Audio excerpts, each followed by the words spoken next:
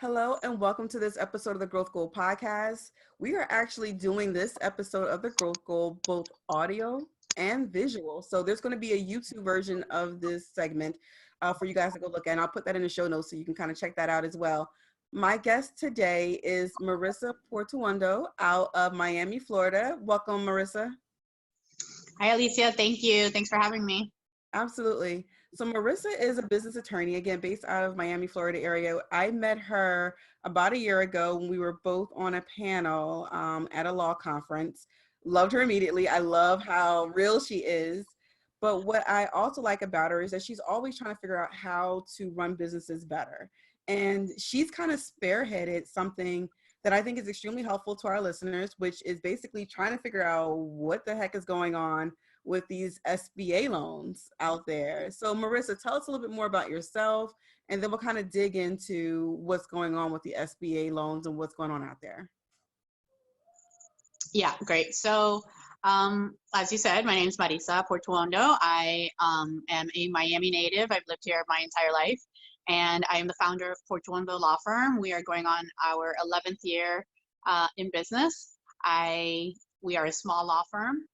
And I don't know, what can I say? I like you said, I really focus on the business aspect of things. That's kind of my passion. And, you know, in my free time, I love being outside and I love the ocean. So anything to do with the great outdoors or being in the water is really what I love. And so one of the reasons why I had you on the podcast today was I saw in some of the groups that we are both part of that you have been really diligently searching and figuring out information about the PPP loans, the payroll protection plans or programs that are out there, and then the EIDL loans. And I might be getting a little bit mixed up because I've been working with the acronyms a lot. But first, can you just tell us a little bit about each and some of the things that you've been finding in your research? Absolutely. So the two main loans for the SBA are the EIDL, which is the Economic Injury Disaster Loan, and the other one is the PPP, which is the Payroll Protection, I think it's the Paycheck Protection Plan, but everyone's calling it the payroll loan. And so I guess I'll discuss each one of them individually. The EIDL is the one that came out first, right? That's the one that was available first, and which a lot of people, especially these like extremely proactive business owners, jumped on the application immediately. It was a very long application. I know, a brilliant colleague of mine who's also an attorney, it took him 90 minutes to get through his application. So I know it was a lot of work. And I guess for that reason, they then decided, okay, you know what, we're just going to put out this expedited application, which took maybe 15 minutes to do, assuming you knew your financial numbers or could pull them up quickly. And I think that's when it just completely exploded because, people were already kind of going nuts when it was a difficult application. But as soon as they made it easy, people, like I said, went nuts, especially with the announcement that people were going to get $10,000 forgiven as a grant. And ever since that happened, it seems like there's been all kinds of chaos. This is a loan that is direct with the SBA. It is, as the name suggests, it does require that you prove that you have an economic injury or that you're anticipating an economic injury. You have to, attest to that in your application. And it is up to $2 million that you can borrow. And that is at a 3.75 interest rate. Anything above $25,000 requires a collateral. And I'm a little bit fuzzy, but I shouldn't say fuzzy, but I should say unclear on when they require a personal guarantee. The latest that I heard is that it's at $200,000 or $300,000, which would be fabulous if that's the case. Because if you can borrow up to that much money without, putting your own individual self on the line, then that's definitely a plus. But you would need business collateral to get past that $25,000 line. So then, that's kind of the basics. And then there's, the chaos that's happening now. So I don't know if you want to speak to that yet or. Yeah, no, we can jump into that. I know like one of the things, so just my own personal experience with, and I actually had an opportunity to complete the expedited application because it took me a lot less time than the other one.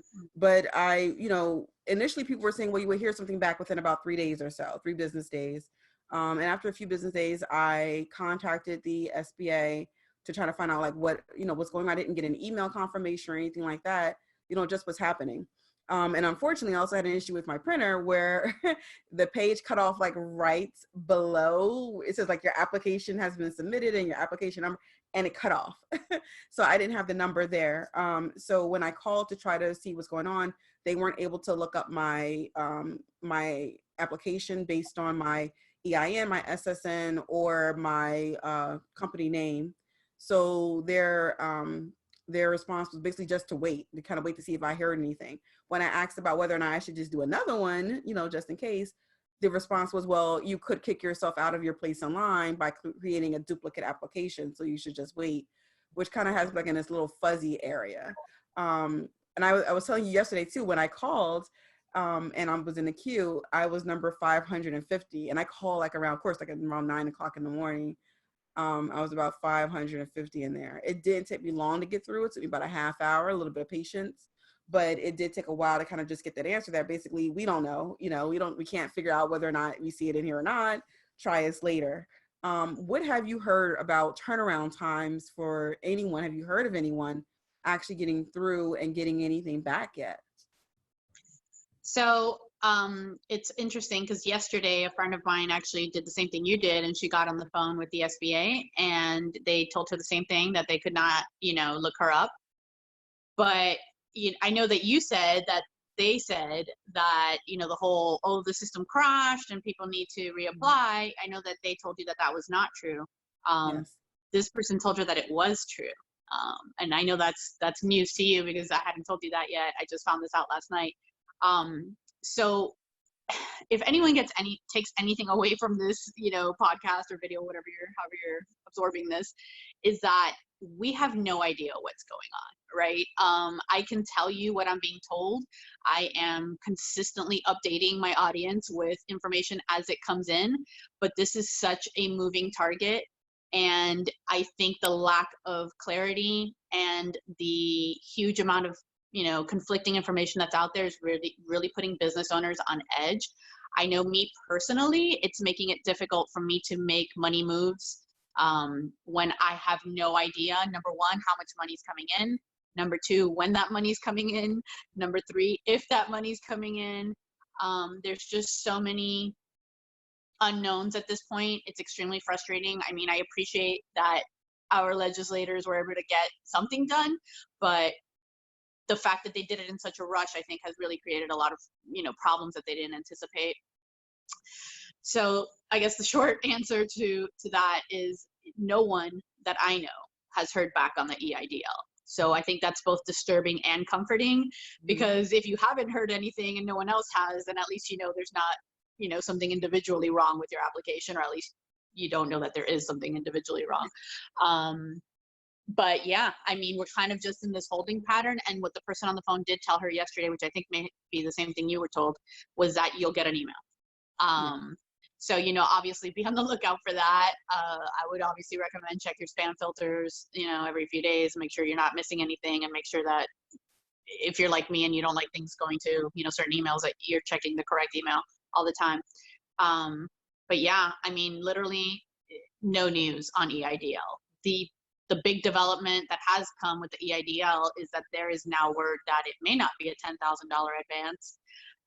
It may be a $1,000 per W-2 advance. And that is being contested. A lot of people are saying that's not true.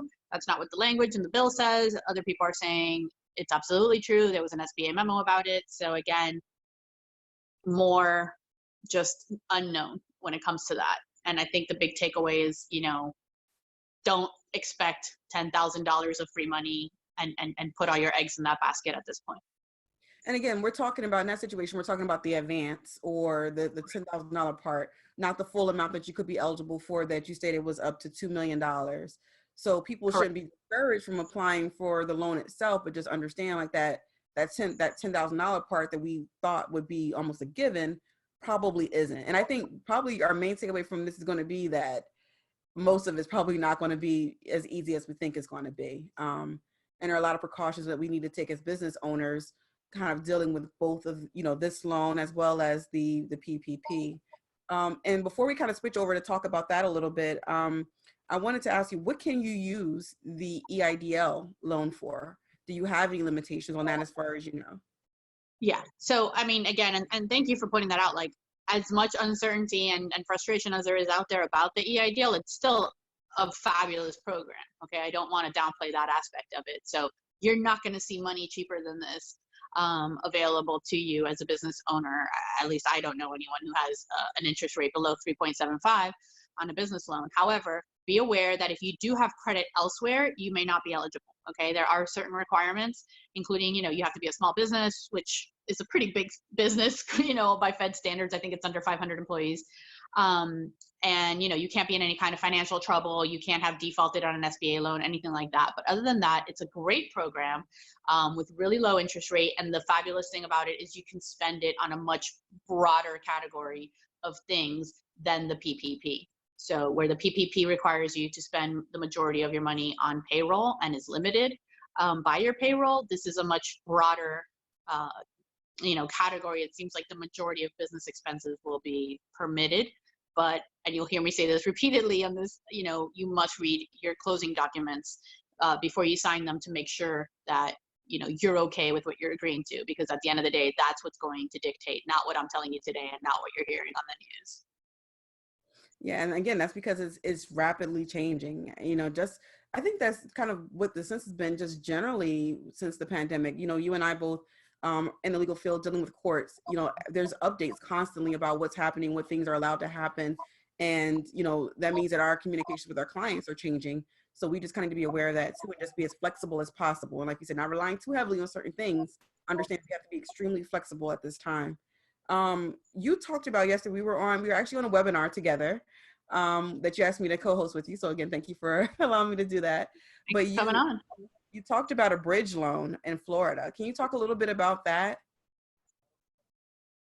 Yes, absolutely. So if you're not in Florida, I would, highly encourage you to look into the programs that your individual state may have. There are tons of, there's so much money out there for small business owners. If you're a woman, if you're a minority, there's just, probably tons of grant money available to you that may not even be related to COVID. It's probably always been out there, and, maybe it just wasn't on your radar. So I definitely encourage people, don't just, limit yourself to these two programs. But as far as Florida goes, and possibly other states may have something similar, there's what's called the Florida, I think it's like the emergency bridge loan, emergency disaster bridge loan, something like that. It's got a very tongue twister kind of name. But basically what it is, as the name suggests, it's a bridge, okay? And it's a bridge from when you need your money to when you get your money. And what that means is if you are applying for, an SBA loan, or maybe you're one of the few lucky business owners who has business interruption insurance that actually covers something like this, then you need to certify, first of all, when you apply for the bridge loan, that you have, that you are seeking money elsewhere, because this is not made to be a permanent solution. It's basically like they're fronting you the money while you're waiting for your money. And so what it is it's up to $50,000, in very rare instances up to 100, but up to $50,000. It is based on your personal credit, which is kind of unusual for a business loan, because you are also individually the borrower, which is something that I was not told, and I did not see until I got my closing documents. I actually thought it was a mistake. And they were like, no, you're the borrower. And I thought, okay, it should be the company's the borrower, and maybe I'm the guarantor, but whatever. So the good news is $50,000 at a 0% interest rate, which is amazing. However, with the understanding, again, this got stressed in the closing documents, that when you get your money, you better pay them back, and you cannot use that other money until you pay them back. And it's going to be really interesting to see how that plays out, because first of all, I don't know how much authority they're going to have to take that money back, number one. And my question was, well, what if I get my PPP money first, and the PPP says I can only spend it on payroll? is the bridge loan then going to require me to pay them back from the PPP loan? And then now I've defaulted on my PPP, requirements. So again, just a lot of kind of a mess out there. But if you're desperate for money now, if your business needs money now, you're definitely not going to see better than a 0% interest rate. So it's a great way to at least have some peace of mind that if you do need that money, it's there, and you have up to 12 months to pay it back, or when you get your money, whichever comes first. And I think that's a good point. And again, our listeners may not be in Florida, but if you are, definitely check that out. But again, look for other sources of funding. A good place to kind of look to is if you belong to any associations in terms of your profession or your industry, a lot of them are gathering those resources for you already. So check those websites and see kind of what they're listing there. I know our bar association has done it. I know for the hair salon, places have done it. So make sure you're kind of checking those places too for other potential resources, because like you said, people are going to these things really fast. It's tightening the wait time. And a lot of the funds are actually going away because people are getting to them maybe earlier than you are. So check out these other resources to look for funding if you want it or need it. And I like you were talking about your, the bridge loan and the PPP and the limitations revolving around the PPP. Let's talk about the PPP a little bit and explain what those limitations are. So again, the Paycheck Protection Plan, the way that it works is that it's made to get you through 2 months of payroll. And that's where everyone probably maybe has heard about the 2.5 calculation at this point. So the way it works is you can borrow up to 2.5 of your average monthly payroll, okay? And it's important, once again, that, you look at your application carefully, because, on one side it says it's 2019 payroll, and on another side it says it's the last 12 months of payroll. Since we're already in Q2, I mean, that would include all of January through March, obviously, of 2020, and that can really shift things for businesses, right? Like, I know I had a better year in 2019. The beginning of my 2020 is always my slow time. So, and especially now, March was already slower than usual because of, what's happening. So I personally hope that, it's my 2019 payroll that's going to be based off of, but you may have something, different. So make sure you're calculating, again, properly, right? You want to use the correct 12 months. You want to divide that by 12, and then your average payroll is going to be multiplied by 2.5. Now, the 2 in the 2.5 is made to get you through 2 months of payroll. The 0.5 is you can spend it on things like utilities. You can spend it on rent. And again, obviously, this is commercial rent, not your home rent, unless you work from home, then I suppose you have an argument there. And mortgage interest on, a commercial property. So those 3 things are what's permissible. But again, it's only the 0.5 that can be used on those things. The other 2 is, again, for 2 months of payroll. And what we understand today is that you have to use all this money within 8 weeks. So and I think one of the things we talked about too would be the calculation of payroll too. Aside from the time frame, is whether or not medical benefits could be included in that, or other things could be included in that. And again, that would be something that would be specific to the particular lender, right? Or could be. Yeah, I mean, supposedly the requirements are supposed to be the same, right? I mean, that's what the law says. The law says every borrower has the same requirements to, make it fair or whatever. Now, is that what's actually happening in real life? I don't know, right? Because I haven't seen individual bank applications. Another big distinction, I should have said this from the beginning, between PPP and EIDL is that EIDL, like I said, is straight, done straight through the SBA, but the PPP is being funded by private banks. Okay, so that is why the PPP has been such a mess, because, private lending institutions got involved, and there was a lot of back and forth between the SBA and the lenders as to how this was going to work out. Things have changed. Things that have changed from the beginning. First of all, we were told there was going to be a 0.5 interest rate. Now we're told it's going to be 1%. That's something that we think the banking lobby probably, had something to do with that. There's also language out there that says 4%. So again, more uncertainty. They're originally said that 1099s were going to be allowed to be calculated into your PPP payroll, and now they're saying that's not the case because 1099 people can actually go and make their own PPP claim. So, no double dipping. That makes obviously fine sense to me. We were under the impression that owner distributions were going to be able to be used to calculate your payroll. Now it looks like that's also not the case. So if you haven't been paying yourself as a W-2 employee, this may be, an area where you're going to be out of luck. However, it's strange because there are self-employed people who can make a PPP claim. So I guess, the overall advice is go to your bank, and find out exactly what they're requiring and make sure that, you check that application, because I don't want to tell someone that they're not eligible and then they don't go and apply and they could have been eligible. I certainly don't want to discourage anyone from applying. I think everyone should try. Yeah. And see exactly what your individual bank is requiring as far as eligibility and supporting documentation. And one of the things we've talked about too is whether or not you have to use your current bank.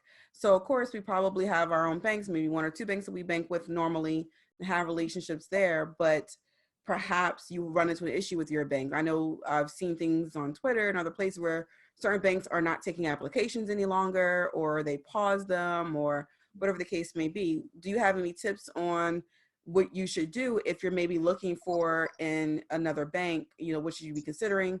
And maybe even tips for what to do with the money when you get it, if and when you get it. Yeah. Okay. So definitely, I would say whoever you have a banking relationship should probably be the first, person, or the first company that you reach out to. It seems, right, and I don't want to, it seems like in general, the smaller banks are turning things around quicker than the bigger banks. With the exception of Bank of America, seems to have processed a lot of loans pretty quickly. Last I heard, Wells Fargo had stopped accepting applications. Whether they're processing them or not, I don't know.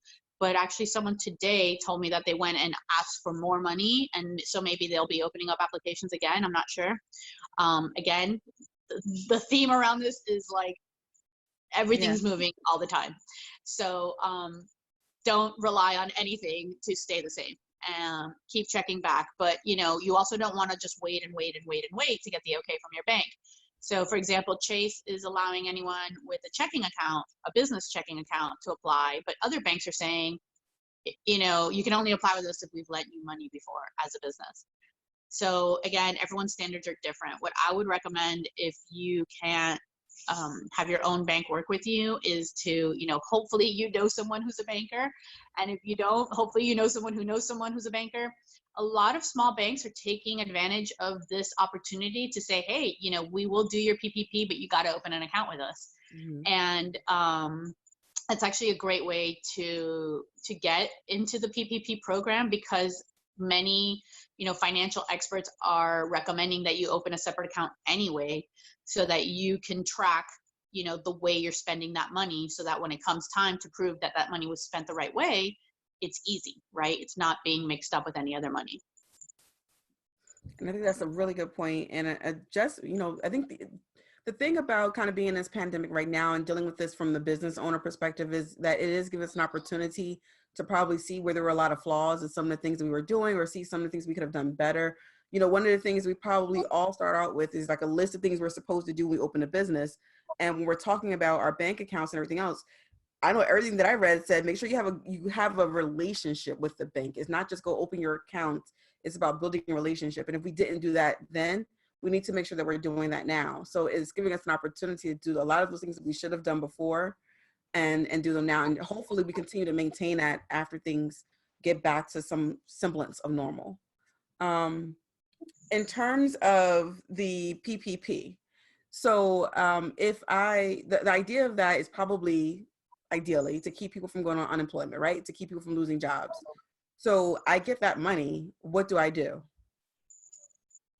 So the way that money is supposed to be spent is, again, the 2 times the money, right? 2 times the monthly calculation should be spent on payroll. If you are on payroll, that would include you. But, this isn't the time where you can, lay people off and then keep that money. That's absolutely, not the intent of this. It's certainly not a time for you to pay people less and pocket some of the money. Again, that would be, less hours.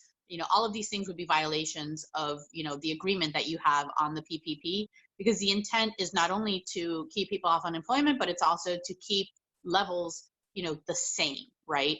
So that is one of the requirements for forgiveness, is that you maintain the same amount of jobs, you maintain the same amount of payroll, you maintain the same amount of everything. I don't know if it has to be exactly the same. I've heard 90%. Don't quote me on that, but that's what I've heard. But again, the intent is, if you've laid people off, you have to bring them back. Okay, you can't just apply for your payroll and be like, woohoo, this is all for me. That's not the way it works.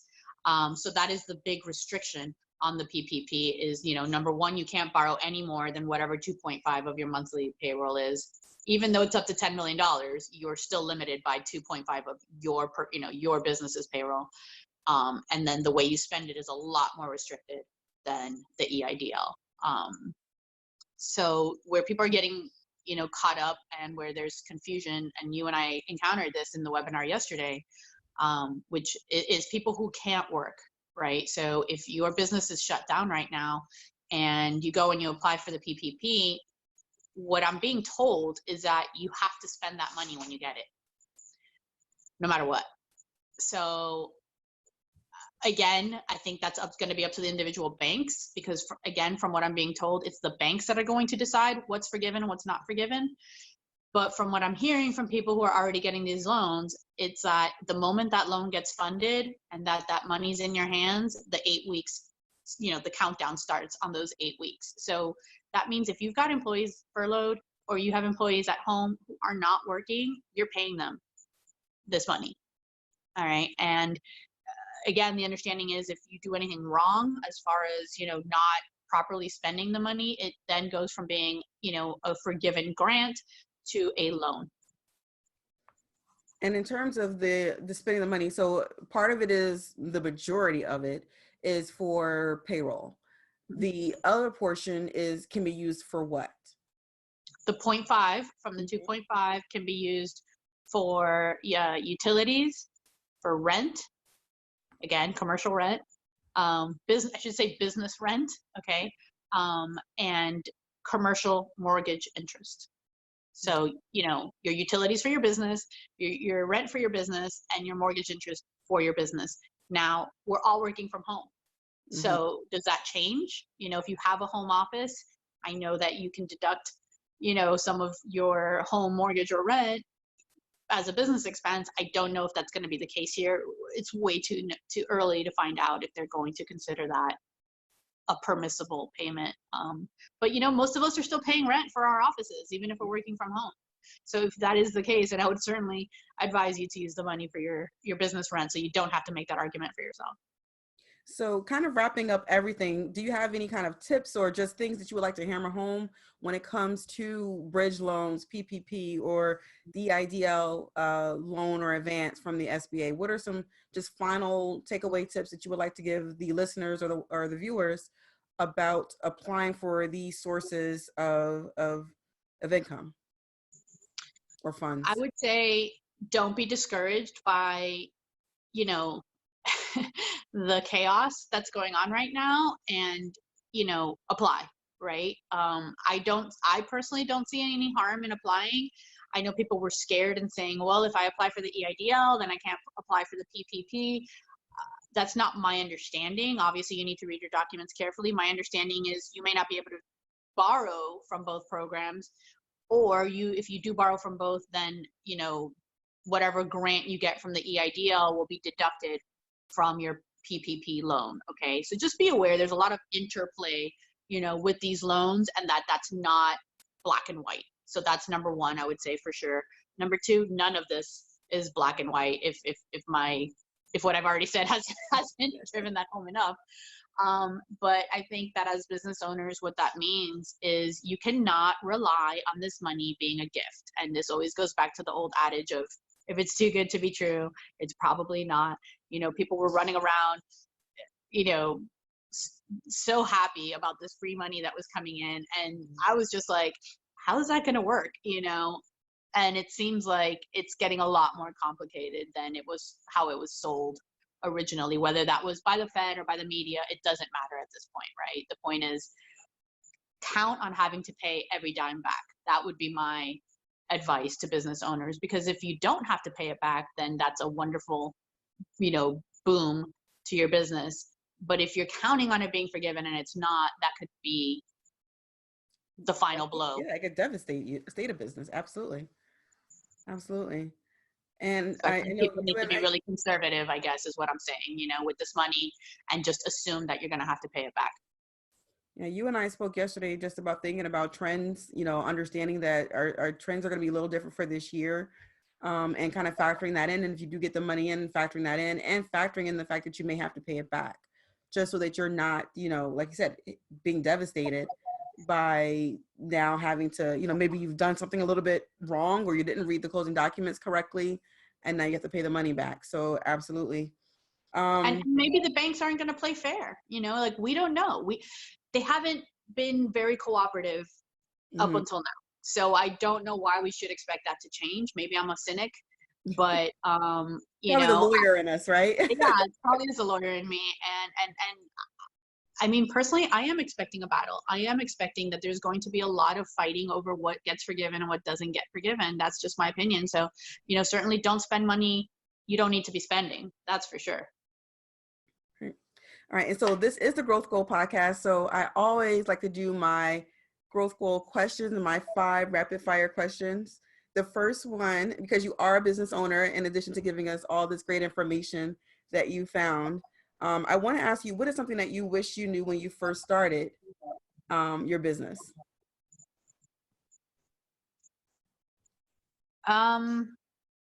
Okay, well, it's actually 2 things, but they're the same thing.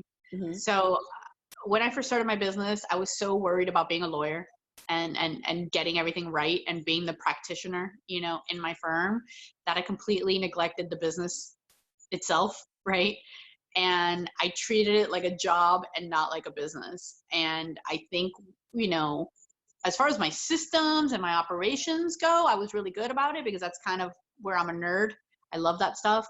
But where I really let things go was in marketing and sales. I did zero networking when I started my business, because in my brain, networking was like this boring, cheesy hors d'oeuvres, everyone standing around making awkward conversation and handing out business cards. That's literally like the only networking I had ever been a part of. And it just like turned me off so much. So it took me a really long time to jump on, wait a second, I'm not just a lawyer. Like, I have a business. I need to treat it like a business, not like a job. And when I started networking and finding people that I really enjoyed spending time with, I realized like networking can be so much fun.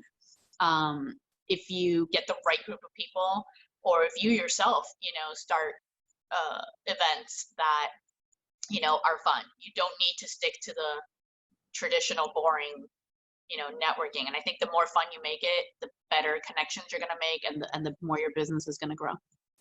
Absolutely.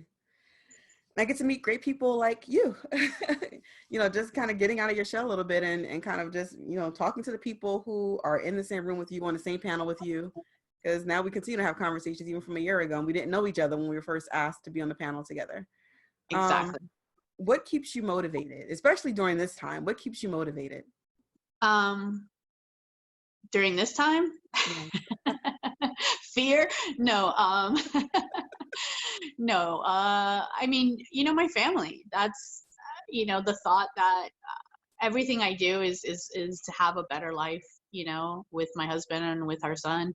I love to travel. We love to travel. We love to be outside.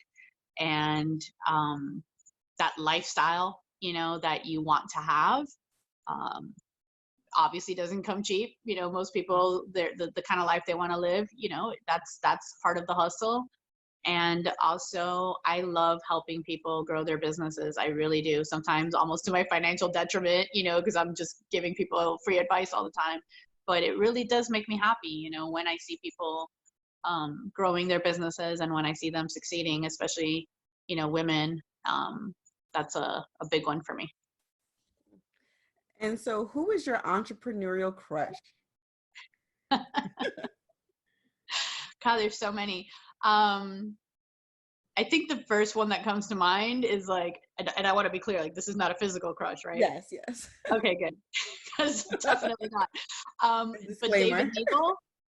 David Nagel or Nagel, I don't even know how you pronounce his last name, but I love his mindset, and I love how he talks about kind of, I don't want to say the science, right? But like how we get in our own way, and how to stop getting in our own way.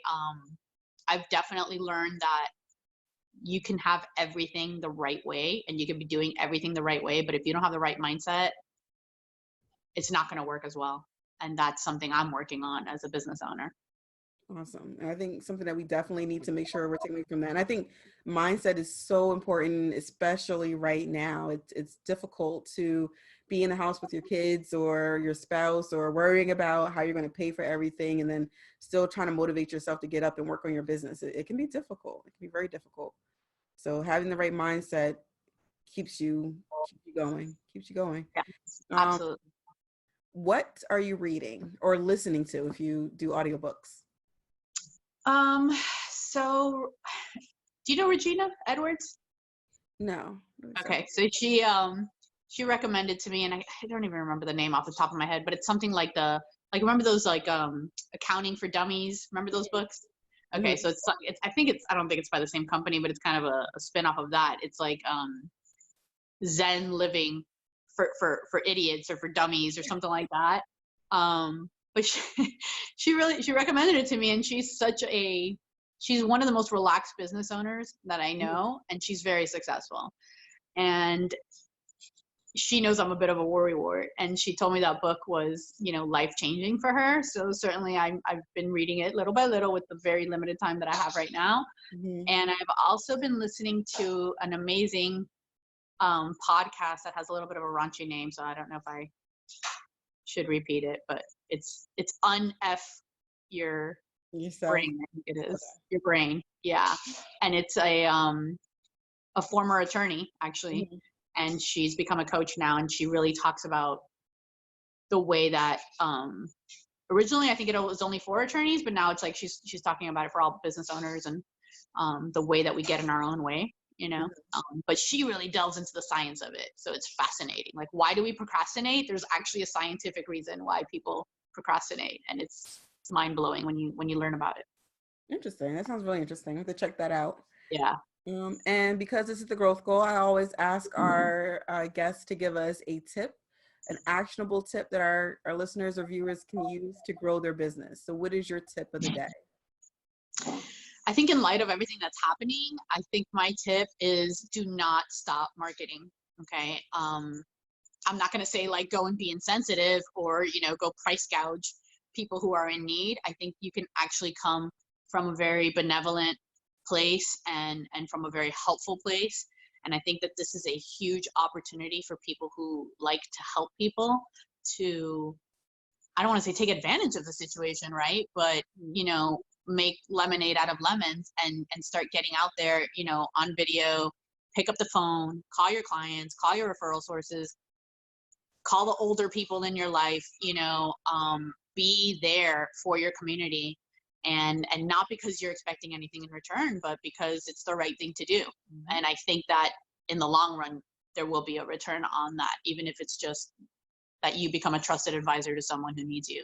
And that, from what I find, pays dividends on so many levels. So that would be my, don't just sit on the couch and eat bonbons, right? Like, keep growing your business during this time. Absolutely. That's great advice. And so for our listeners who want to continue to follow your journey, get more information and tips from you, how can they follow you on social media, and how can they reach out to you? Yeah, so the easiest way is we're all over the place. We're on Facebook, we're on Instagram, we're on LinkedIn, we are on YouTube. The easiest way is to look for the firm, and I will spell my name because I have spelled it my entire life. When I say it, no one knows how to spell it. It's Portuondo, P-O-R-T like Tom, Portuondo, N like Nancy, D like David, O. And that's Portuondo Law Firm. Our handle is at Portuondo Law across all social media except my LinkedIn is my personal LinkedIn. So you can find me at Marisa Portuondo, and that's Marisa with one S, like Marisa Tomei. And if you just look up, on YouTube, Portuondo Law, you'll find us there as well. We are constantly updating our social media, especially now with, if you're into this information with the loans and everything, we are updating our social media as information comes in. The best place probably is Facebook, because that's where we drop first. And then, we go out to the other social media channels. Awesome. And I'll make sure I link to as many of those as I can. I'll definitely make sure the Facebook link is there. And again, that's how I decided to ask Marisa to come on the show, was because I saw how much she was doing. I saw how many questions she was asking. I saw how she was clarifying things for other people in the groups that we were in. So definitely a wealth of information. And again, this podcast is for business owners. So she's definitely a good source for you to have. So make sure you do take advantage of following her in all those different places. Marisa, thank you again for being a guest on the Growth Goal podcast. Thank you. Oh, and I almost forgot. I created a business survival guide. Just thought of it. I created it so long ago. I think I'm ahead of the game a little bit with my marketing.